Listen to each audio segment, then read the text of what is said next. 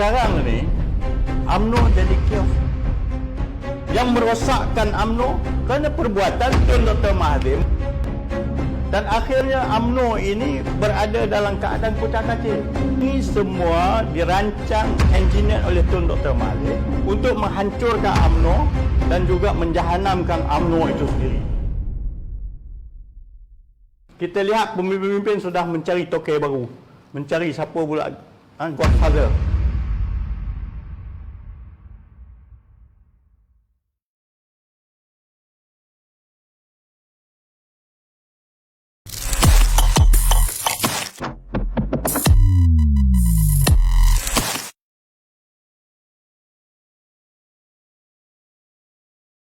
Bila sebelum tu letak jawatan, desakan berlaku bertalu-talu nakkan tarikh tu letak jawatan untuk diangkat Anwar sebagai Perdana Menteri. Bila tu letak jawatan, masing-masing boleh. Kenapa Datuk Seri Anwar tak boleh jadi Perdana Menteri? Dia kata dia ada cukup kerusi. Maknanya kita nak bagi peluang pada Datuk Seri Anwar Ibrahim untuk membuktikan dia untuk membuktikan yang you ada numbers cukup untuk jadi Perdana Menteri. Tapi kenapa tak berlaku? Sampai daripada 2008 nasib macam ni, letih lah kita nunggu dah.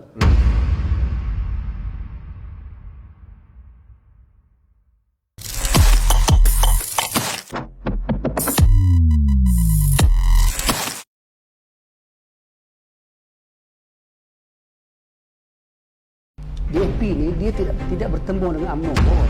Dia bertembung dengan MCA. UMNO jagalah kawasan Melayu. Kalau DAP menang di kawasan tu, dia yang mengalahkan MCA. Dan kalau MCA, kalau DAP kalah, yang menang MCA Cina juga. Benda tu tidak menjejaskan apa-apa kepentingan dari segi UMNO punya hak tu, hak kemelayuan. Lagipun Anwar Musa, dia macam Datuk cakap tadi, dia pernah cakap, dia kata tidak mustahil UMNO ini satu hari akan bekerjasama dengan DAP. Itu dia pernah cakap.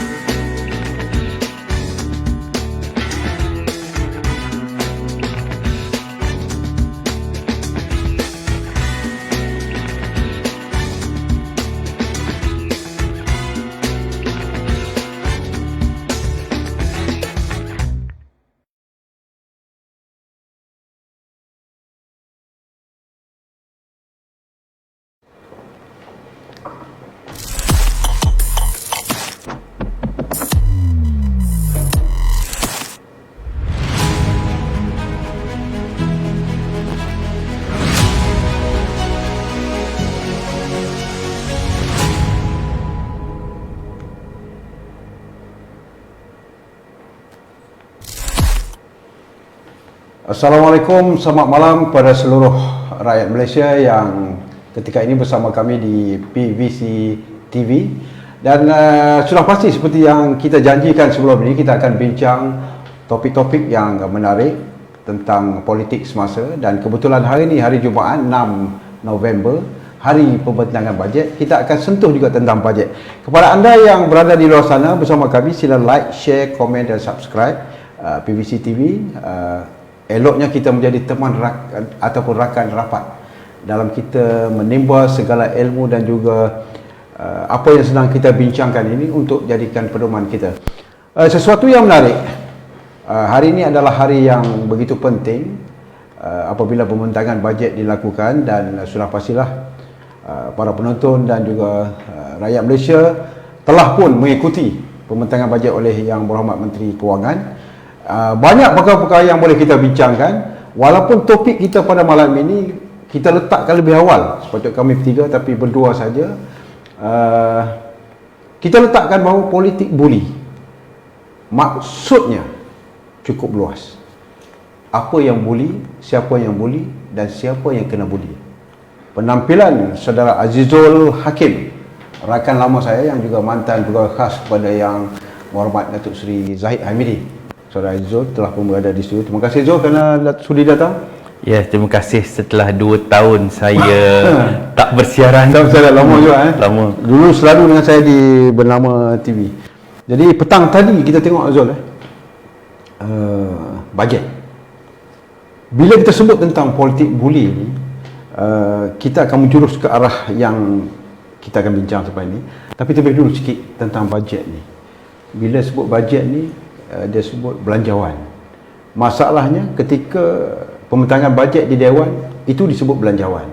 Tetapi kita di luar sini belanja wang. Jadi itu perkara yang Zul, sepatah daripada Zul. Cuba dulu. Itulah biasanya yang tambah haji ni adalah orang Terengganu. Saya dulu belajar kat Kelantan, so banyak orang Terengganu. So bila tim saya ni jadi sukarelawan, jadi diorang panggil sukarelawang. Bukan sukarelawan. Sukarelawan. Jadi memang term diorang ni memang tambah haji. Jadi berbalik kepada belanjawan ataupun bajet 2021 ni ya, saya rakyat, saya turun ke bawah, saya mendengar walaupun saya tak dapat masuk ke setiap pelusuk, tapi kita tahu denyut nadi rakyat tu bagaimana, apa yang rakyat nak. Jadi kesimpulan awal saya ini, saya merasakan bajet 2021 ni tidak ada magic. Sebab rakyat pada hari ini nakkan sesuatu magic ataupun nak yang ajaib. Sebab apa? Saya tengok Datuk Seri Tunku Zafrul pun akui bajet 2021 ni adalah bajet yang paling mencabar. Berdepan dengan COVID, berdepan dengan masalah ekonomi, berdepan dengan masalah keuangan. Jadi untuk dia sebagai Menteri Keuangan yang menjaga MOF, nak merangka satu bajet itu adalah sesuatu yang sukar. Tapi rakyat memerlukan sesuatu keajaiban untuk membantu beban ini. Sebab itu bagi saya, apa yang rakyat nak ya, sini saya tengok daripada live ya, awal-awal tu dekat Malaysia Gazette berapa ribu orang tengok. Sebab sebenarnya bajet rakyat pada kali ini hanya 2 perkara saja. Satu, moratorium, kedua adalah duit ke WSP. Bila rakyat kecewa dengar Menteri Keuangan mengatakan moratorium hanya kepada B40 dan ada 2 pilihan, nak bayar setengah atau 3 bulan, dan kepada M40 tetap kena bayar. Bagi yang hilang kerja baru boleh mohon moratorium. Sedangkan kalau kita tengok balik, rakyat nak moratorium ini diberikan secara automatik. Rakyat dah mula kecewa. Datang pula ke WSP, tak boleh keluar, 10,000 pun kita tak dapat. Bukan setakat 10,000 pun kita tak dapat, 1,000 pun kita tak dapat. Hanya boleh bagi sebulan 500 kali 12 6,000. Itu pun yang hilang kerja, bukan semua. Jadi bila 2 ni tak ada, rakyat terus dah tak tengok dah belanjawan tu. Semua dah pergi tempat lain. Jadi magic tu tak ada. Yang rakyat nak tadi tu memang meleset. Jadi sebab itu bila awal-awal tu pun saya tengok pun media asyik bercakap belanjawan paling besar. Apa yang besar? Rakyat dapat kecil, belanjawan saja besar. Sebab itu adalah template lama. MOF ataupun Kementerian Kewangan setiap tahun akan merangka belanjawannya lebih kurang sama, sudah ada struktur dia.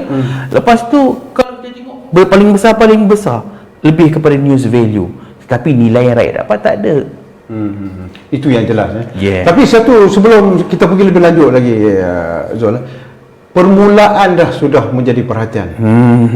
Kalau sebelum itu disebut soal hanya 80 orang saja ahli parlimen yang boleh masuk dalam Dewan untuk mendengar pembentangan bajet, tiba-tiba usul awal yang dilakukan oleh Ketua Pembangkang Datuk Seri Anwar Ibrahim telah diterima dan disokong oleh wakil rakyat yang berada dalam kerajaan juga. Jadi ini satu benda yang ramai yang menganggap kemenangan moral. Apakah benda tu ditafsirkan sebagai kemenangan moral yang bentuk bagaimana, Azul? Betul, itu adalah satu kemenangan moral yang tak dipertontonkan secara live. Sebab bila saya tengok TV3, TV1, bila tang tu Dia pergi pekat pengulas, dia tak tunjukkan bagaimana Ketua Pembangkang memperjuangkan sampai Datuk Azhar Harun sebagai speaker pun tai chi bersilat dia ni macam mana macam mana nak tolak. Tapi ini adalah sebagai satu kemenangan moral, petanda awal. Kerana blok pembangkang dan blok kerajaan dalam UMNO sendiri pun menyokong Datuk Seri Anwar Ibrahim supaya semua ahli-ahli parlimen ini dibenarkan masuk. Saya fikir pun logik. Setiap meja ahli parlimen sudah diletakkan cermin penghalang. Betul. Jadi kenapa kita nak halang? Mereka ini mewakili rakyat. Mereka patut diberi kebenaran. Tapi petanda awalnya kemenangan moral kepada Datuk Seri Anwar Ibrahim. Lepas ni ada perbahasan dan lepas ni baru undian.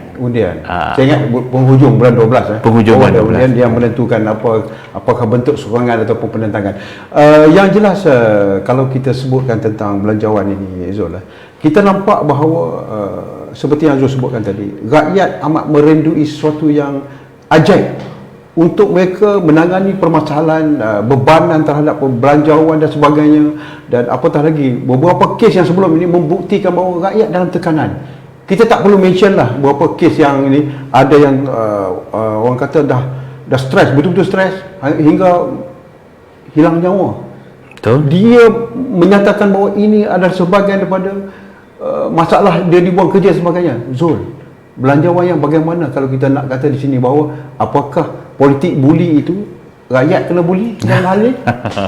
Saya boleh cakap macam tu, bukan setakat kena buli. Ada satu kes penjawat awam ATM askar bunuh diri dekat parking sebab tekanan ekonomi. Yang baru-baru ni pengurus kilang kereta lah. Maksudnya kerajaan pun kena melihat situasi dan senario rakyat sekarang ni. Sebab apa mereka perlukan moratorium? Sebab mereka perlukan pengecualian untuk bayar pinjaman supaya mereka ada cash. Mereka ada cash flow supaya boleh berbelanja, boleh bantu keluarga. Sebab yang biasa ni, yang nakkan sangat moratorium ini adalah M40. Untuk bajet 2021, nothing for tak ada apa. M40. Tak ada apa. Sedangkan M40 adalah pembayar cukai paling banyak. Tapi mereka tak dapat apa-apa. Itu yang sebenarnya saya tengok ramai yang kecewa. Sejujurnya ramai yang kecewa. Tapi saya rasa tak puas hati. Misalnya macam frontliners. Frontliners. Mereka kerja 24 jam. Berpeluh. Diorang pakai baju PPE tu panas. Tapi imbuhan yang diorang dapat cash one off RM500. Lepas tu bagi pula kepada Tok Imam, Tok Bilal pun RM500. Sedangkan dalam tempoh tu masjid tutup. Tapi jumlah yang sama. Sebab itu saya rasa kurang-kurang pun kalau bagi Tok Imam, Tok Bilal 500, bagilah penjawat awam ataupun petugas kesihatan ni 600. Sebab mereka sebagai penjawat awam, bawah grade 56 akan dapat lagi 600. So frontliners akan dapat 1200. Jadi saya rasa 1200 tu gagah lah juga. Tapi kalau 500 sama juga dengan sektor-sektor yang lain, saya rasa MOF perlu ada satu formula bagaimana untuk menentukan seorang 300, kelompok ni 500 dan kelompok ni 700. Dia tidak boleh membagi sama rata. Jadi di situ saya lihat ada kelompangan. Baik, banyak perkara lagi kita akan bincang. Kepada anda yang sedang menyaksikan PVC TV secara live, kita bincang tajuk yang cukup menarik, politik buli, dan anda boleh like, share dan komen serta subscribe dengan apa yang sedang kami bincangkan kita ini bersama dengan Azizul Hakim. Zul, saya setuju dengan apa yang Azizul sebutkan tadi. Cuma di sebalik itu ada rungutan dalam komen-komen yang diberikan. Tapi saudara Syabuddin ini sebut suruh balon, dia kata tak boleh lah. Dia balon ada sebab. Kita balon ada sebab. Betul. Cuma perkara yang jelas, bila Menteri Kewangan wakil bank, bukan wakil rakyat, ini dah jadinya.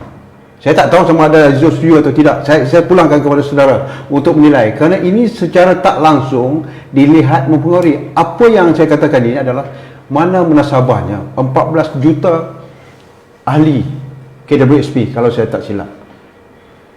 Berapa kerat saja yang dapat. Itu pun tidak sampai seperti mana yang Zul mention tadi. Jadi ini perkara yang kita letakkan soal kepentingan rakyat. Tapi dalam hal ini saya tak nampak ni diperjuangkan. Orang kata bersyukurlah, memang bersyukur. Duit KWSP pun duit kita nak dalam masa yang kita rasa tertekan ataupun terbeban. Jadi ini perkara yang kena ada sikit kesedaran. Saya setuju 100% Datuk. Sebab apa Datuk Dahlan cakap tadi, ini adalah wakil bank. Ya. Sebab kita analisis secara teori ekonomi. Okey. Saya ada buat sikit research. Daripada bulan Mac sampai September, kita bagi moratorium secara automatik. Betul kita bagi kepada seluruh peminjam. B40 dapat, M40 dapat, T20 pun dapat. Tapi T20 dia tak nak pilih moratorium sebab mereka mampu dan mereka terus bayar. Jadi dalam tempoh daripada bulan Mac sampai bulan September, bank-bank yang beri moratorium ini still dapat keuntungan. Walaupun kita tak bayar kepada bank, dia still untung. Maybank 942 juta. Masih untung. CIMB 277 juta. RHB 400 juta. Public Bank 1 bilion. Masya Allah. Still untung. Cuma daripada aspek ekonomi, perbandingan keuntungan dengan tahun sebelumnya, tahun tak COVID, menurunlah 10%. Tapi still untung. Jadi saya tak nampak kenapa Menteri MOF masih lagi menjadi ejen ataupun wakil kepada bank untuk mempertahankan keperluan bank untuk setiap peminjam membayar.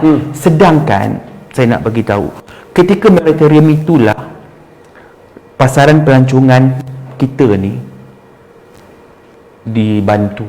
Sebab diorang ada duit lebih, diorang pergi melancong, diorang suntik industri pelancongan tempatan daripada duit itulah. Tapi kalau kita tak bagi dan diorang terpaksa bayar, jadi sebenarnya dia akan memberikan kesan kepada mereka, satu dari aspek psikologi dan emosi.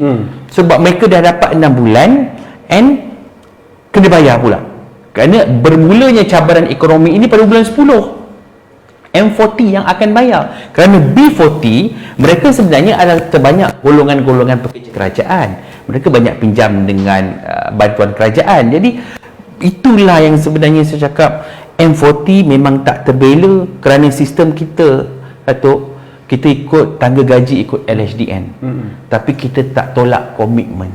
Kadang-kadang M40 tolak komitmen lagi bawah daripada B40. Itu yang orang tak tahu. Balik kosong.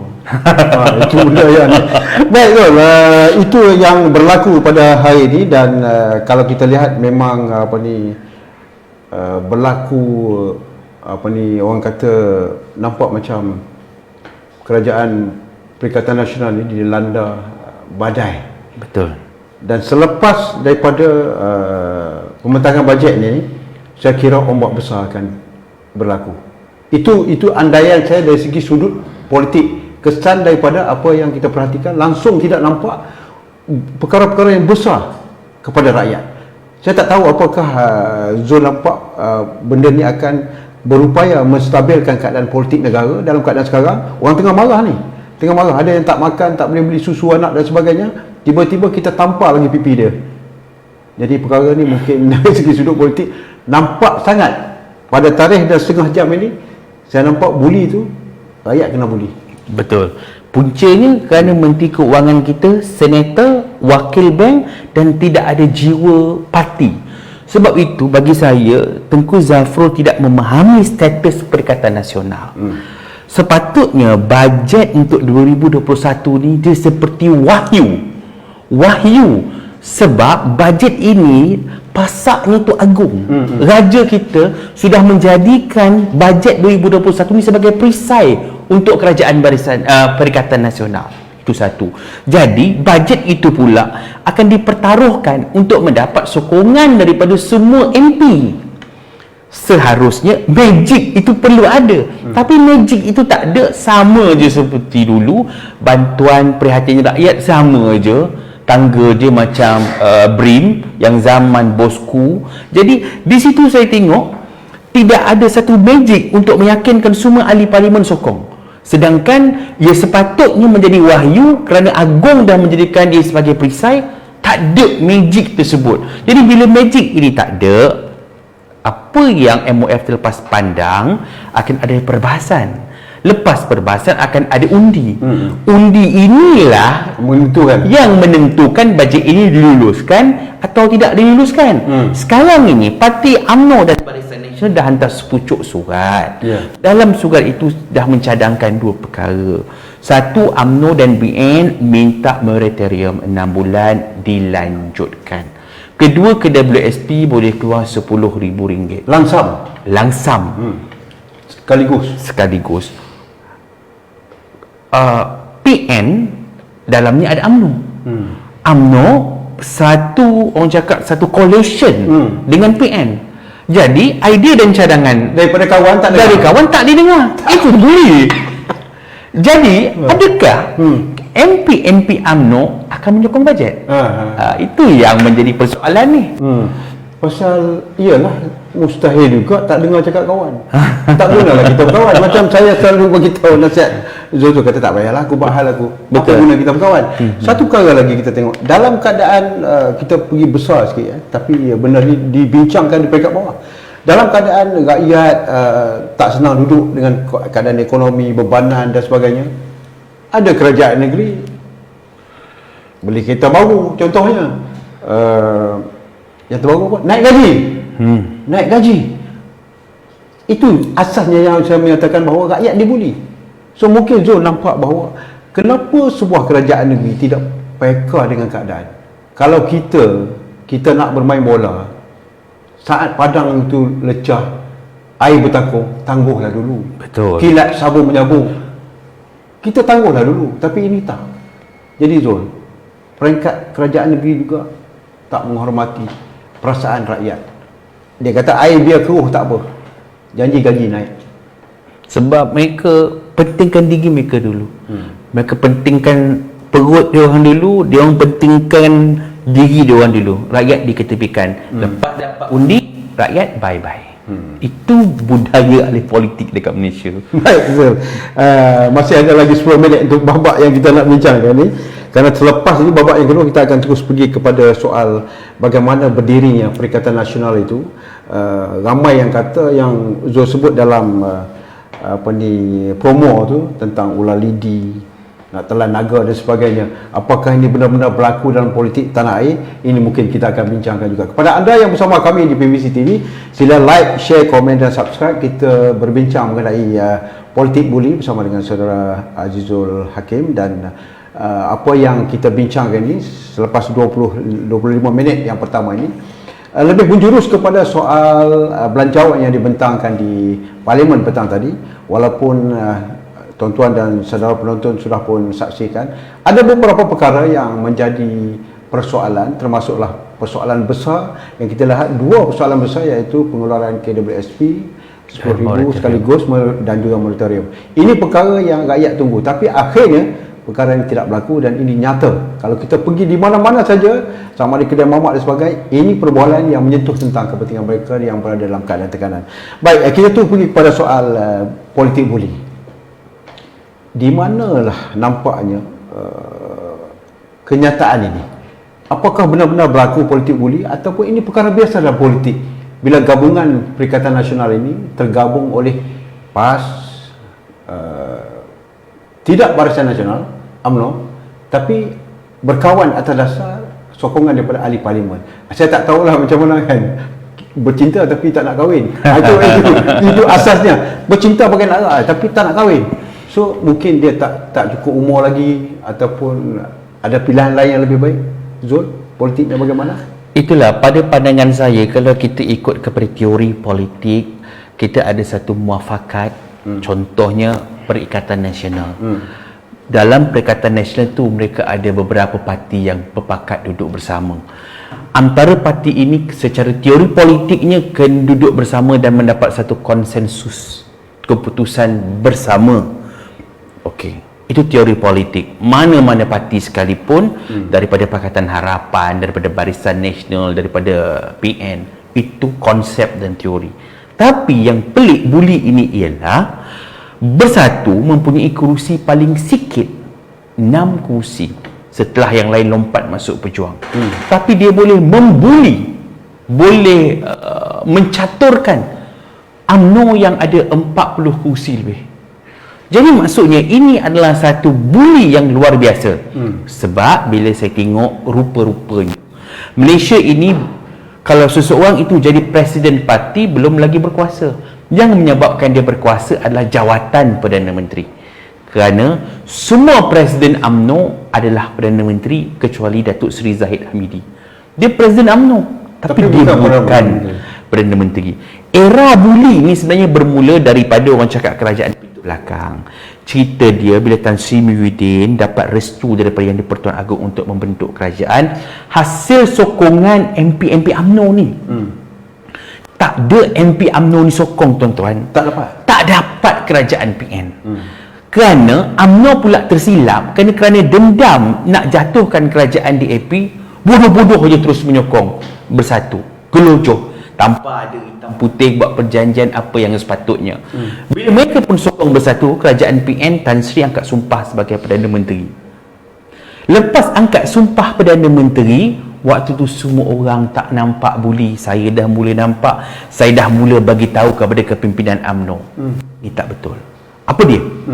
Satu, lepas angkat sumpah jawatan Perdana Menteri, umum senarai menteri. Bila umum senarai menteri ni, kalau macam saya orang dalam first circle politician ni, dia ada bagi dua, menteri laut dalam, menteri pesisir pantai. Menteri laut dalam ni maksudnya kementerian yang bajet dia mewah. Kementerian yang bajet mewah ni semua bersatu. Satu, KDN. Kedua, pendidikan, pelajaran. YB Datuk Seri Jidin ni, dia kalah kepada Tan Sri Anwar Musa, tapi dia boleh jadi Menteri Kanan. Anwar Musa pun kalah. KKLW. Nampak? Jadi semua kementerian NITI semua ni semua bersatu. Kementerian Komunikasi semua ni lah, semua geng-geng tu sampailah Kementerian Perumahan tu semua laut dalam. Kementerian pesisir pantai, misalnya MOSTI, Jabatan Perdana Menteri, itulah yang UMNO dapat. Memang yang Kementerian Belia dan Sukan. Jadi bila awal-awal tu saya rasa ini tak betul, sebab seharusnya kementerian kanan tu dibagi kepada UMNO. Ada satu Kementerian Pertahanan, tapi hari-hari cerita tentang COVID lah. Maksudnya kena buat kerja lah. Betul. Kena itu pun dah kena buli juga pada saya. Jadi bila pembahagian jawatan menteri pun dah macam tu, kena buli. Itu yang pertama. Kedua, jawatan timbalan Perdana Menteri. Patutnya UMNO dah sokong kepada Bersatu, bagilah jawatan timbalan Perdana Menteri. Dia bagi alasan Presiden UMNO ada kes. Tapi timbalan Ketua Menteri Bung Mokhtar boleh. Kenapa Datuk Zahid tak boleh? Malah yang buli yang paling melampau lagi apabila Presiden Bersatu minta nama daripada UMNO, tetapi no Zahid. Jadi saya kira ini adalah satu percaturan daripada orang luar yang menentukan nasib UMNO. Jadi saya nampak bila benda-benda ini semua berlaku, ini adalah satu orang cakap satu pengkhianatan atau penghinaan kepada UMNO. Tapi saya sedih, Presiden UMNO diperlakukan seperti itu. Mana suara-suara menteri-menteri UMNO? Sebab saya rasa menteri-menteri UMNO sekarang ni dah syok. Sebab dia orang punya impian dapat jadi menteri dah cukup. Mereka bukan nak memperkasakan parti. Sebabnya perancangan kalau jawatan timbalan Perdana Menteri ini dibagikan selain daripada Zahid Hamidi, plannya mestilah orang itu sebagai timbalan Perdana Menteri akan melawan Presiden UMNO. Jadi ini adalah sebagai satu grand design untuk menjatuhkan Zahid secara senyap. Sebab itu saya tengok bijak juga UMNO ni terus tolak terus jawatan timbalan Perdana Menteri itu. Itu peringkat penjawatan-jawatan ni lah kena buli. Belum lagi bercakap waktu pilihan raya. Paling sedih di Sabah. Apa yang berlaku di Sabah? UMNO Sabah sebagainya melompat masuk Bersatu. So bagi kursi. Bersatu minta kawasan-kawasan UMNO bersatu bertanding. Sebab pengundi yang sama, Melayu. So bila dah jadi macam tu, UMNO mengalah. Kita bagi bersatu dengan syarat UMNO CM. Okey, setuju. Tok dah bertanding, menang. Syafiq Afdal kalah. Rupa-rupanya bersatu dalam diam pula teammate dengan PBS. Dan ada satu kawasan tu, saya tetap ingat, bersatu punya ketua bahagian bertanding bebas untuk kalahkan calon UMNO. Jadi bila nak bentuk ketua menteri, dipanggil semua ni tadi, kerusi bersatu lebih banyak daripada UMNO kerana bergabung dengan PBS. Jadi bersatu dapat jadi ketua menteri. Jadi saya rasa ini adalah satu pembulian secara terang-terangan.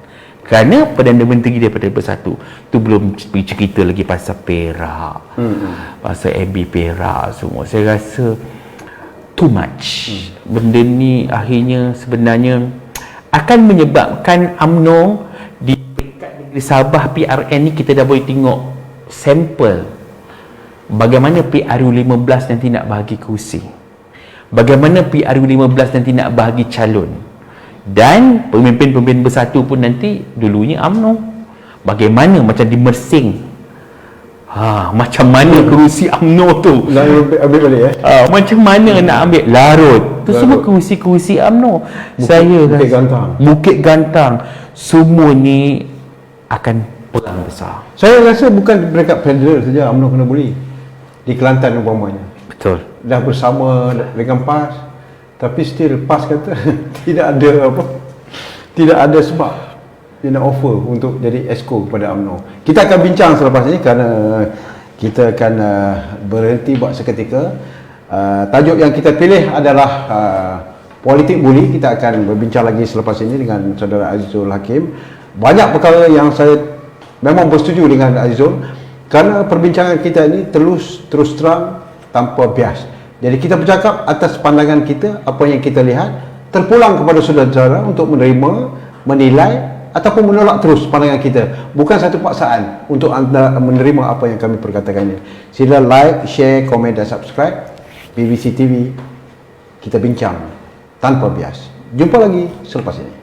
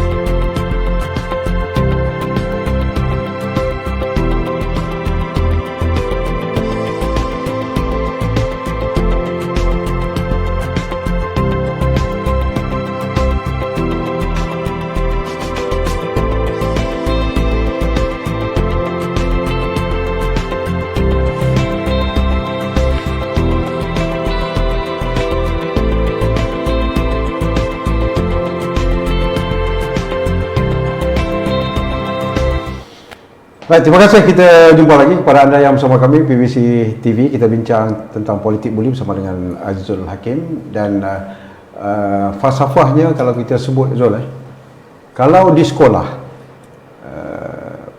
seorang kanak-kanak ataupun pelajar sekolah yang terlibat dalam buli di sekolah, tindakan yang jelas adalah dibuang sekolah. Tapi orang politik ni, kita nak buang lama, kita kena tunggu pilihan raya umum baru boleh buang. Kan? Kalau terjadi pilihan raya kecil, masa pilihan raya kecil boleh buang. Jadi rakyat sebenarnya memerlukan imajinasi yang paling tinggi terhadap arah mana kita nak menilai seseorang itu. Kalau orang sebut tahun ni kebetulan banyak katak lompat umpamanya, apakah sekali lagi kita akan menaruh harapan seperti lagu Zaitun Simeon terhadap kalangan-kalangan mereka yang mempamerkan kehebatan lompat. Datuk Ibrahim Ali dulu memang orang kata dia raja lompat, tapi sekarang ni rekod dia telah pun dipecahkan oleh banyak katak-katak lain. Baik, itu persoalannya. Apabila timbul begini, maka pembulian politik ini berlaku di mana-mana. Mungkin dalam pemikiran Zul, bukan hanya di peringkat federal, tapi di negeri-negeri juga. Sebenarnya di negeri saya kesian juga dengan Simpati ya? simpati dengan apa yang berlaku di UMNO Kedah. UMNO Kedah PAS masih lagi tak beri Exco ataupun CEO JLC kepada UMNO. Datuk Seri Jamil Hay, Ketua Perhubungan UMNO Negeri Kedah, masih lagi tak dapat apa-apa. Sebab perkara ini harus ditekan oleh Presiden UMNO. Datuk Seri Zahid kena lantang dan vokal memperjuangkan apa yang kat Kelantan, apa yang dekat Kedah. UMNO kena dapat. Sebab sekarang ni kita kena tahu signal. Dulu Datuk Seri Zahid menggagaskan muafakat nasional bersama dengan PAS. Tapi ketika tu dua-dua belum masuk lagi jawatan menteri. Tapi sekarang PAS dah jadi menteri. Duduk dalam PN. Dah duduk dalam PN. Secara sah. Kadang-kadang kiblat orang agama ni pun boleh bertukar ganti. Jadi Presiden UMNO kena baca bahawa setakat mana kejujuran dan keikhlasan PAS pada ketika ini. Sebab saya tengok ya, Datuk Seri Zahid perlu firm, berani dan melawan. Sebab saya beberapa kali tengok dalam beberapa kenyataan dia kadang-kadang ada tarik tali, tarik sokongan kepada kerajaan PN, tetapi kepada ahli-ahli parlimen yang dah menjadi menteri masih lagi bersama PN. Jadi kenyataan-kenyataan yang saya rasa macam acah-acah. Budak-budak hipster cakap acah-acah. Jadi acah-acah ni tak boleh. Misalnya ya, bila kita tengok ada dikatakan bocor surat Datuk Seri Zahid menyokong Anwar Ibrahim, Datuk Seri Anwar Ibrahim dan juga DAP. Dan surat ini telah pun dijaja oleh Bersatu kepada pemimpin-pemimpin UMNO yang di dalam menteri untuk menunjukkan bahawa Presiden nak bersama dengan DAP. Akhirnya Bersatu boleh mencaturkan meeting anti UMNO untuk tolak bersama dengan Anwar, walaupun bekas Presiden UMNO Datuk Seri Najib mencadangkan supaya mereka boleh revise perjanjian baru dengan Anwar, tetap ditolak kerana ahli majlis tertinggi ini pun sudah menjadi boneka ataupun remote control kepada pemimpin-pemimpin Bersatu. Itu yang lebih kecewa. Jadi bila berlaku macam ni, saya rasa UMNO perlu berani memperjuangkan hak dia. Sebab apa salahnya UMNO revise balik bersama dengan Anwar dan juga DAP? Kerana bila Presiden Bersatu berjumpa dengan ahli parlimen, semua ahli parlimen akan tetap mendapat peruntukan 3 juta daripada PKR, daripada DAP. Adakah Presiden Bersatu boleh menjadikan hubungan dengan DAP dan Presiden UMNO tidak boleh menjadikan hubungan dengan Anwar dan DAP? Di situlah saya rasakan satu pembulian politik yang nyata. Sebabnya sekarang kita anggap Presiden UMNO ada kes. Analogi dia macam pemain bola, kaki dia ada ACL, cedera. Jadi musuh akan attack dekat kaki dia. Paling lama pun 5 minit boleh main. 5 minit saja boleh main.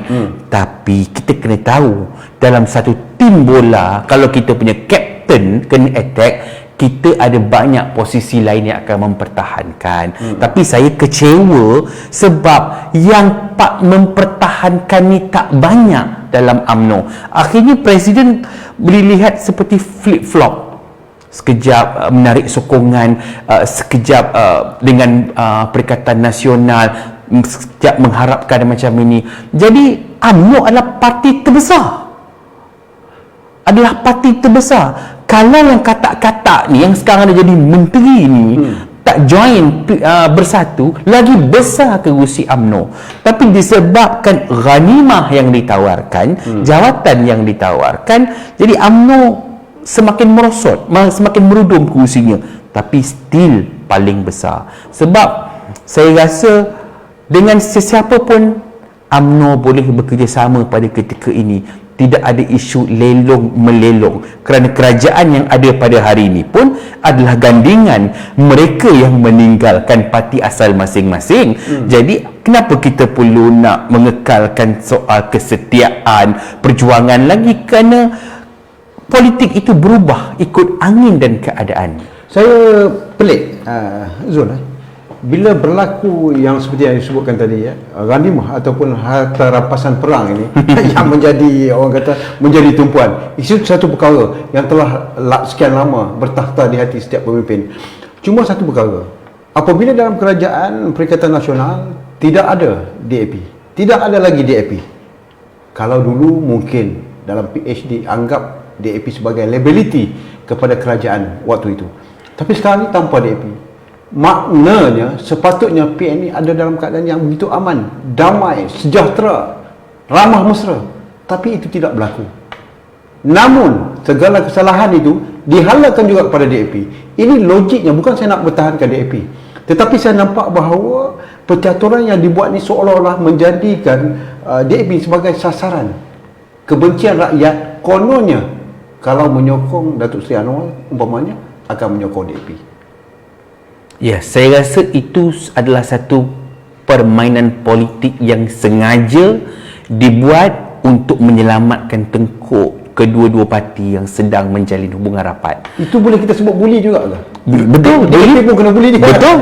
Betul, sebab bila kita tengok ya, sebenarnya patutnya kalau mereka katakan DAP pembuat kacau dalam kerajaan, sekarang DAP dah tak ada, sepatutnya aman damai. Tapi kenapa still bergolak? Kenapa masih lagi bergolak? Kenapa masih lagi tidak aman? Kenapa masih lagi jawatan timbalan Perdana Menteri Tak terisi. tak terisi?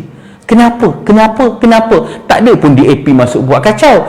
Tetapi mereka akan kempen bagi tahu dekat media, kalau bersama dengan DAP, habislah ini, habislah itu. Sedangkan pada ketika ini rakyat sudah tidak melihat parti lagi. Waktu rakyat ditimpa virus dan wabak COVID ini, rakyat sekarang ni sedang hampir lemas.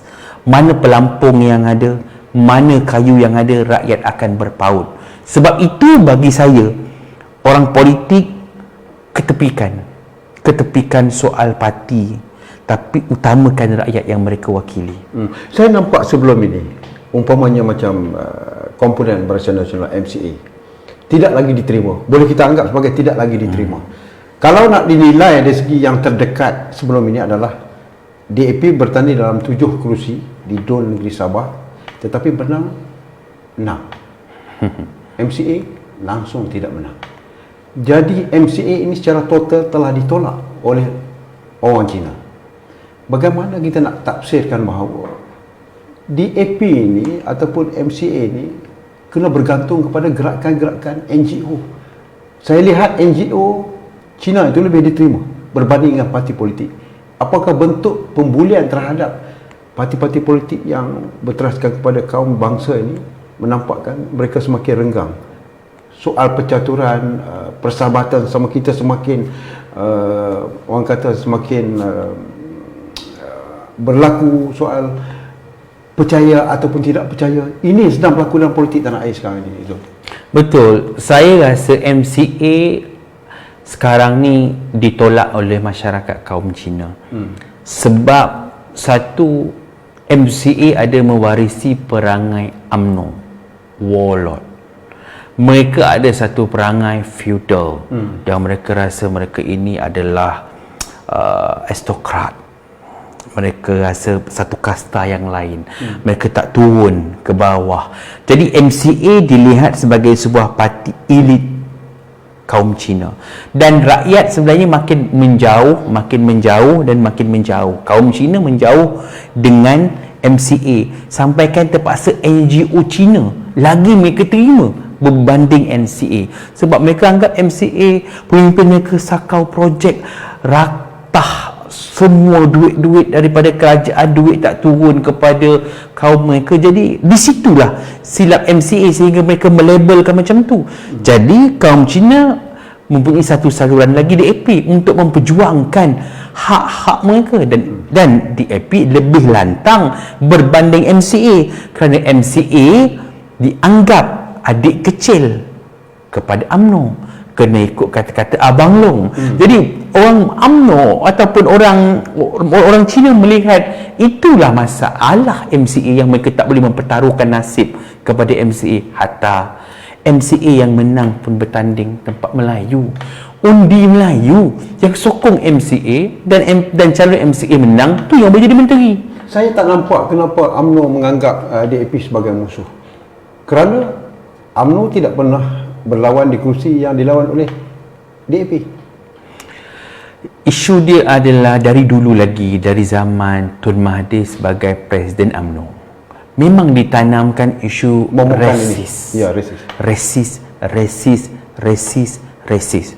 Jadi sudah dicuci otak, sudah disemaikan dalam minda orang-orang UMNO, DAP resis. Tapi orang yang bercakap mula-mula ni pun dah duduk semeja dengan DAP. Kenapa orang yang menerima dakwah dan propaganda ini masih lagi percaya? Tun pun keluar masuk UMNO dan sekarang berjabat tangan dengan DAP. Tun baik dengan DAP.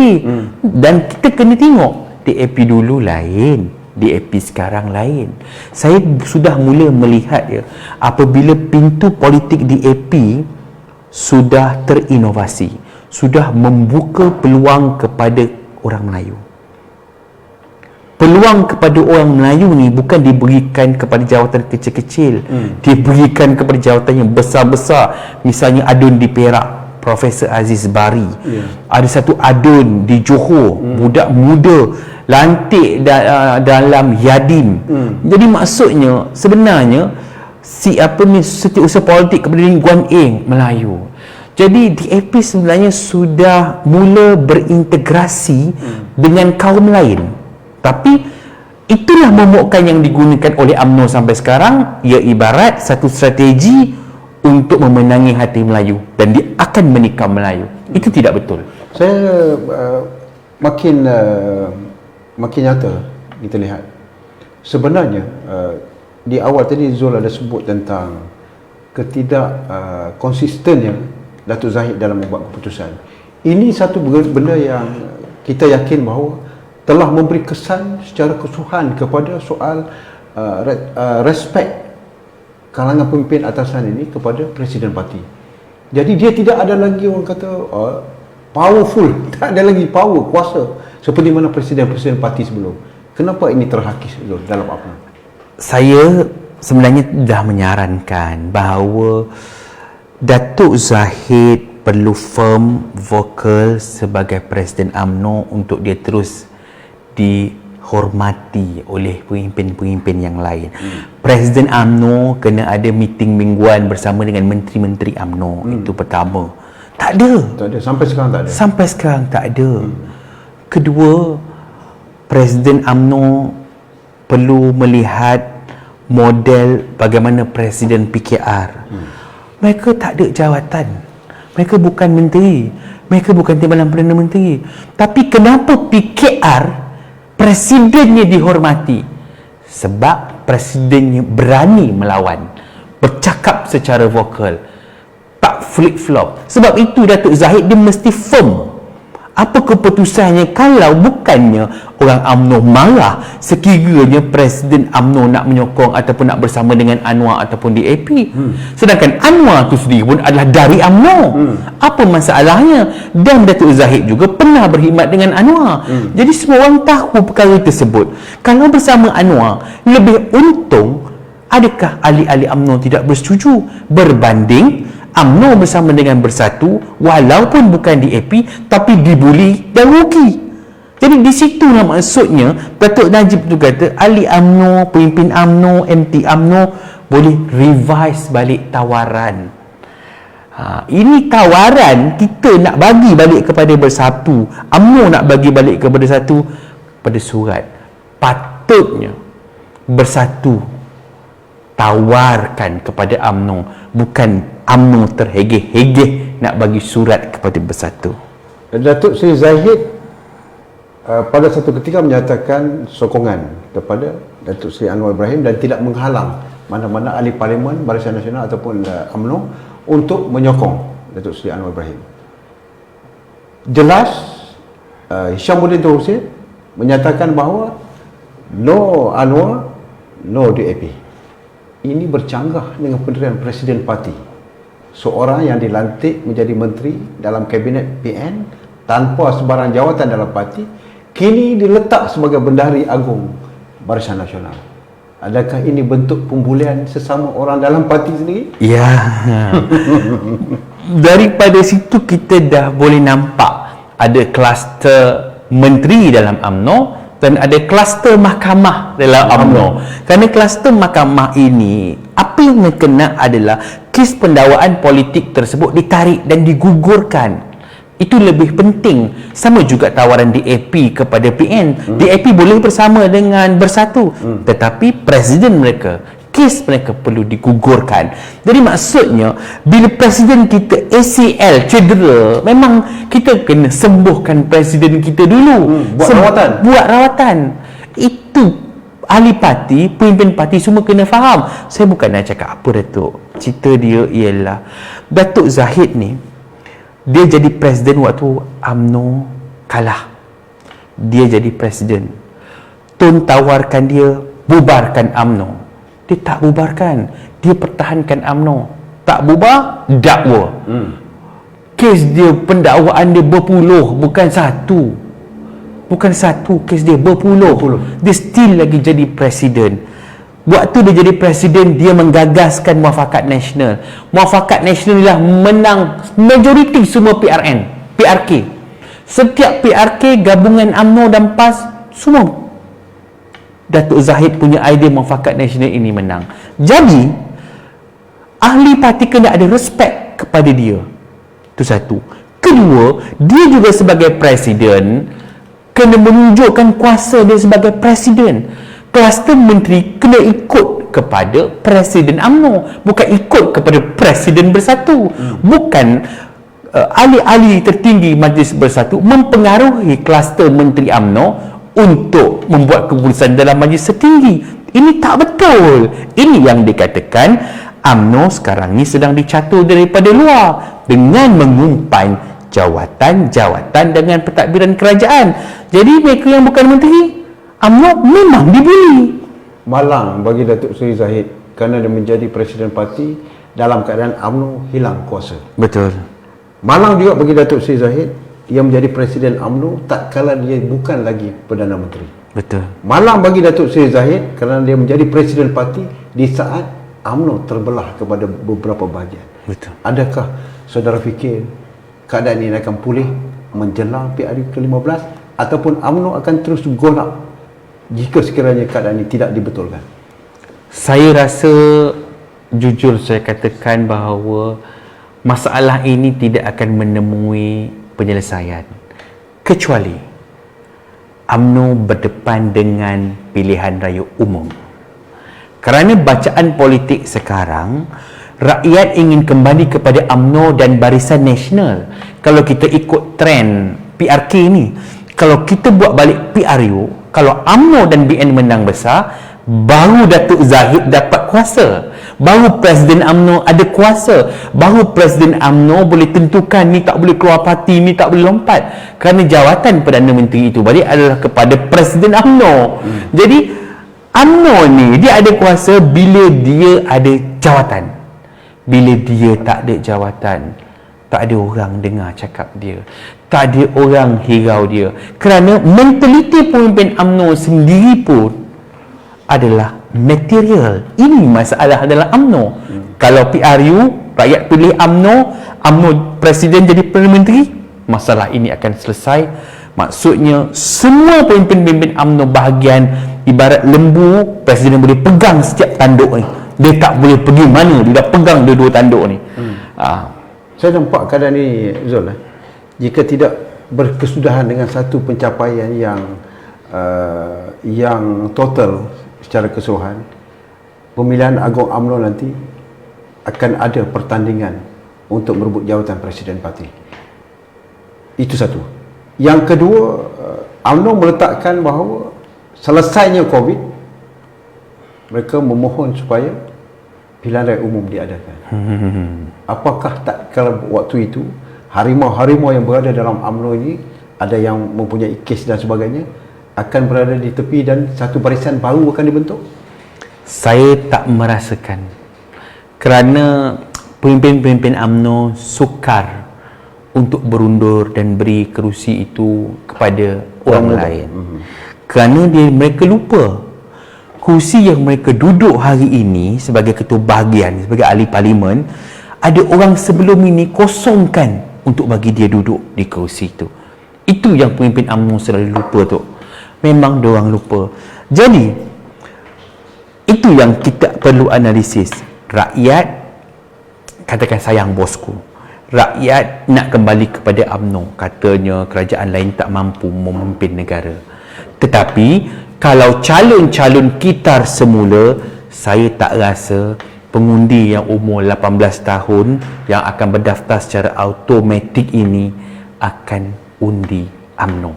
UMNO perlu berubah, kena letakkan muka-muka baru, bagi ruang kepada orang baru. Kalau selagi wolot-wolot, dinosaur T-Rex ni bertanding, macam mana dinosaur T-Rex makan orang, makan dinosaur lain, macam itulah UMNO kalau mereka ini terus dikekalkan. Rakyat melihat semua ini. Komen Zul tentang pelantikan Datuk Seri Tajudin sebagai pengarah pilihan raya untuk UMNO di hari 15. Kadang-kadang ada yang sebut bahawa ini petanda bahawa Datuk Seri Tajudin tidak akan bertanding dalam pilihan raya umum akan datang. Itu telahan. Kita tak tahu apa maksud sebenar tindakan Datuk Seri Zahid pelantik Datuk Seri Tajudin. Mungkin terlalu vokal, mengutarakan pelbagai pandangan, ada kalanya bertentangan dengan pendapat Presiden. Tapi satu perkara yang saya disebut tadi, kedudukan ini meletakkan bahawa masih tidak ada usaha untuk meletakkan pelapis sebagai jentera utama dan sebagainya. Ini saya rasa hidup atau mati UMNO dalam pilihan raya umum yang ke-15. Kalau ditolak sekali lagi, berarti nak pulih memang cukup teruk. Silakan. Betul. Sebab itu kita cerita surat yang berhormat mulia Tengku Razali kepada speaker bahawa kerajaan Tan Sri Muhyiddin menggunakan rasuah jawatan terhadap ahli-ahli parlimen dilantik sebagai chairman GLC, dan ini bertentangan sebagai ahli Dewan Rakyat yang sepatut memperjuangkan isu rakyat, bertugas sebagai ahli Dewan Parlimen, tapi mereka ada jawatan lain. Jadi dalam politik ini, kalau yang mentadbir kerajaan bagi. Satu untuk tutup mulut, kedua untuk bagi dia pamper selesa, ketiga supaya kita bagi muka dekat dia. So itu adalah cara politik dengan memberi mereka jawatan supaya mereka menyokong. Jadi sebab itu bagi saya sebagai Presiden UMNO, apa jawatan-jawatan yang boleh dibagi oleh seorang Presiden, semampu itulah diberikan.